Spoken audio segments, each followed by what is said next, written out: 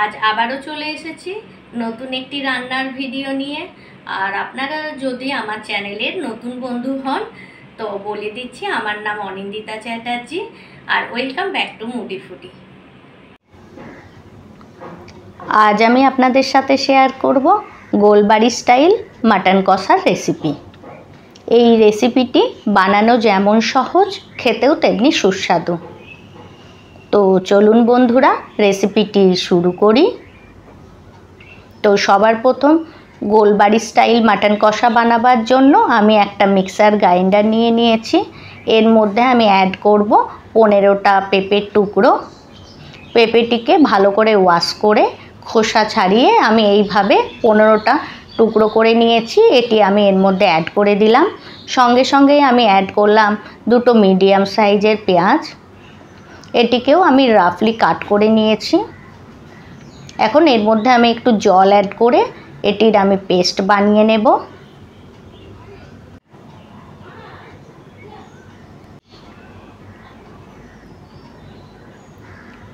আমার পেস্টটি বানানো হয়ে গেছে। এখন আমি মাটনটি ম্যারিনেট করব।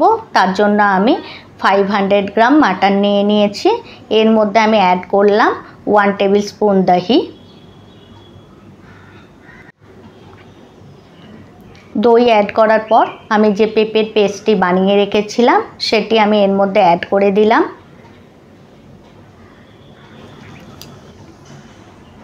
পেঁপের পেস্টটি অ্যাড করার পর এর মধ্যে আমি অ্যাড করব 1 tablespoon ginger garlic green chilli paste.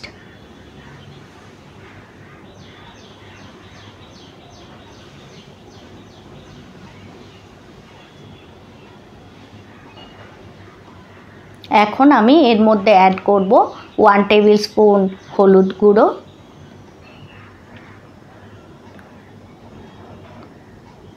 সঙ্গে সঙ্গেই আমি এর মধ্যে অ্যাড করব 1 টিস্পুনের একটু কম জিরে গুঁড়ো আর 1 টিস্পুন ধনে গুঁড়ো। এখন আমি এর মধ্যে অ্যাড করব স্বাদ অনুযায়ী লবণ।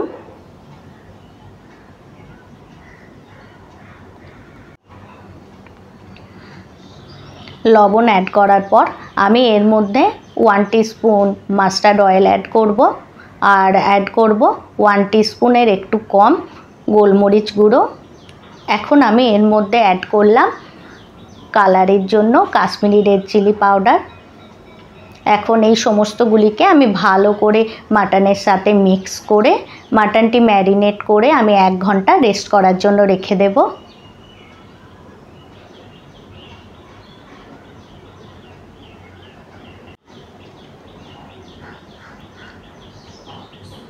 এই দেখুন আমার মাটনটি ম্যারিনেট হয়ে গেছে। এখন এটিকে আমি 1 ঘন্টা রেস্ট করার জন্য রেখে দেব। আমার 1 ঘন্টা হয়ে গেছে। এখন আমি এটিকে বানাবার জন্য একটা কড়াইয়ে 2 টেবিল স্পুন মাস্টার্ড অয়েল গরম করার জন্য রেখে দিয়েছি।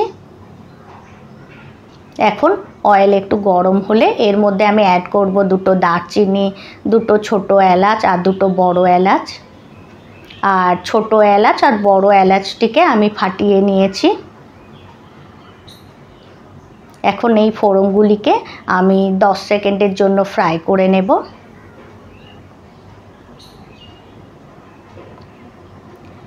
সঙ্গে সঙ্গেই আমি এর মধ্যে একটা তেজপাতাকে এইভাবে কেটে আমি এর মধ্যে অ্যাড করে দিলাম। এখন ফোড়নটি একটু ফ্রাই হয়ে গেলে এর মধ্যে আমি অ্যাড করব পেঁয়াজ কুচি।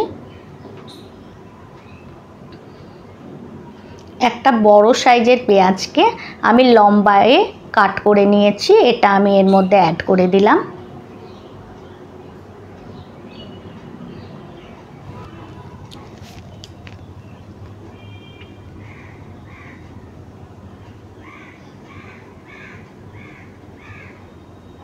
এখন পেঁয়াজ একটু সফট হয়ে যায়, তার জন্য আমি হাফ টিস্পুনের একটু কম এর মধ্যে একটু লবণ অ্যাড করলাম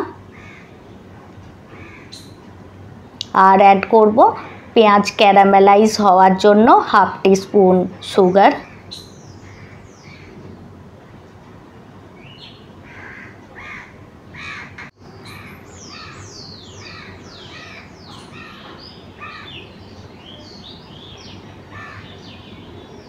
এখন গ্যাসের ফ্লেমটা হাই করে আমি পেঁয়াজটিকে ভালোভাবে ফ্রাই করে নেব। মাটনের আরও অনেক রেসিপি আছে আমার চ্যানেলে, আমি লিংক ডেসক্রিপশন বক্সে দিয়ে দেব, আপনারা চেক করতে পারেন।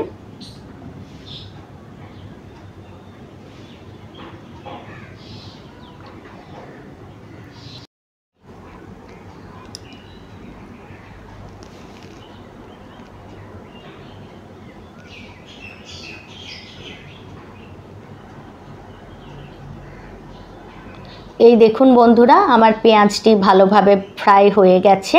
এখন এই পর্যায়ে আমি যে মাটনটিকে ম্যারিনেট করে রেখেছিলাম সেটি আমি এর মধ্যে অ্যাড করে দিলাম।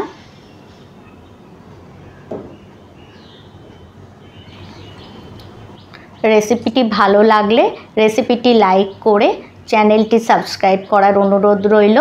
আর আপনারা যদি আমার এই রেসিপিটি আমার ফেসবুক পেজ থেকে দেখে থাকেন তো আমার ফেসবুক পেজটিও ফলো করার অনুরোধ রইল। এই দেখুন বন্ধুরা, মাটনটি অ্যাড করার পর হাই ফ্লেমে মাটনটিকে আমি এইভাবে ফ্রাই করে নেব।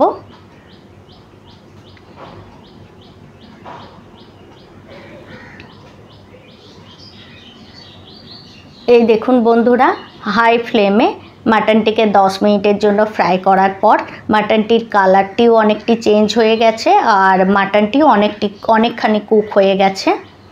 এখন এটিকে আবারও নাড়াচাড়া করে আমি এটিকে ঢাকা দিয়ে লো ফ্লেমে 10 মিনিটের জন্য এটিকে কুক হতে দেব।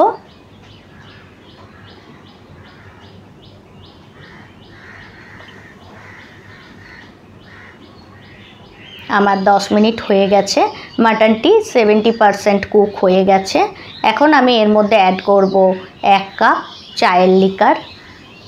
চায়ের লিকার অ্যাড করলে এর কালারটি অনেকখানি ডার্ক হয়ে যাবে, কিন্তু টেস্টের কোনো হেরফের হবে না।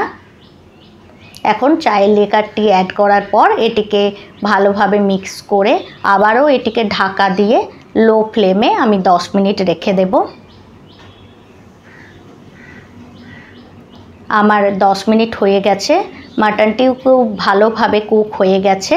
এখন আমি এর মধ্যে অ্যাড করব 1 টিস্পুন গরম মশলা গুঁড়ো। গরম মশলা গুঁড়ো অ্যাড করার পর এগুলিকে আমি মিক্স করে নিয়ে হাই ফ্লেমে 1 মিনিট ফুটিয়ে নেওয়ার পর এটিকে ঢাকা দিয়ে স্ট্যান্ডিং টাইমে রাখার পর এটিকে আমি সার্ভ করব।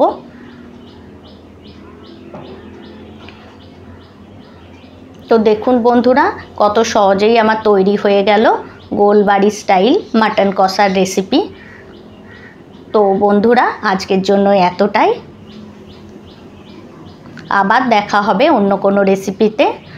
Thanks for watching.